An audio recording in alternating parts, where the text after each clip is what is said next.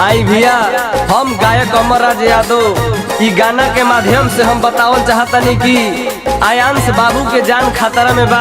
अगर आप सब चाहम तो उ बाबू के जीवन बच जाए। हम सब मिल के अगर उनका के 1 रुपया के भी मदद करल जाए तो शायद उनकर जीवन बच जाए। कालिका स्टूडियो आरा।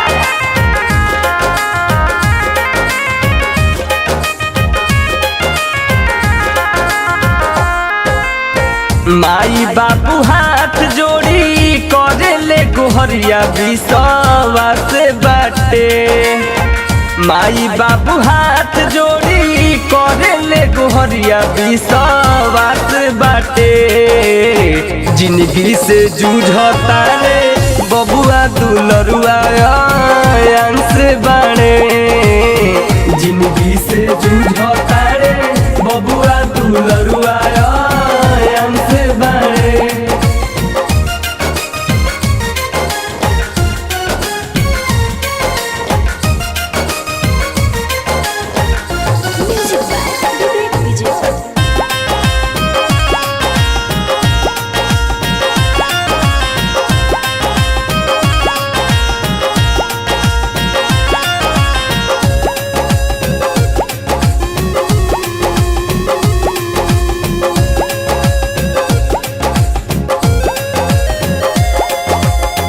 आगे आगे मदद कइले भैया खेसारी कर कर जोरी माई आचर पसारी।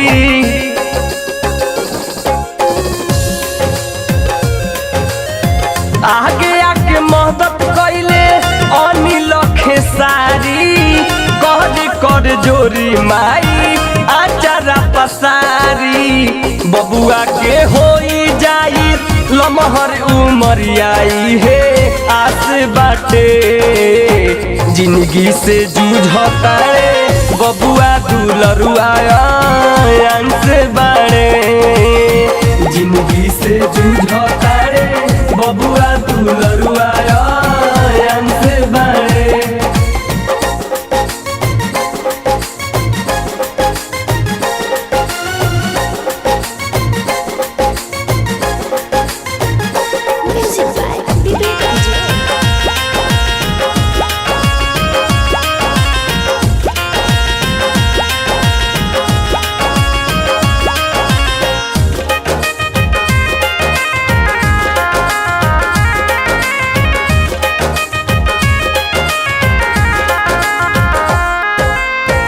रवि राजमहर कहे दोनों हाथ जोड़ हो। जिंदगी हसुइया कीमत 16 करोड़ हो। आखिर कैसन सुइबा ए भैया लोग जौन हमनी के देश में मिलत नहीं खे। विकास जय कहे दोनों हाथ जोड़ हो। जिंदगी हसुइया कीमत 16 करोड़ हो। सब देशवासी दीही रुपया न मरिया बड़ा खास बड़े। जिंदगी से जूझता रे बबुआ दुलरुआ अंश बड़े। जिंदगी से जूझता रे बबुआ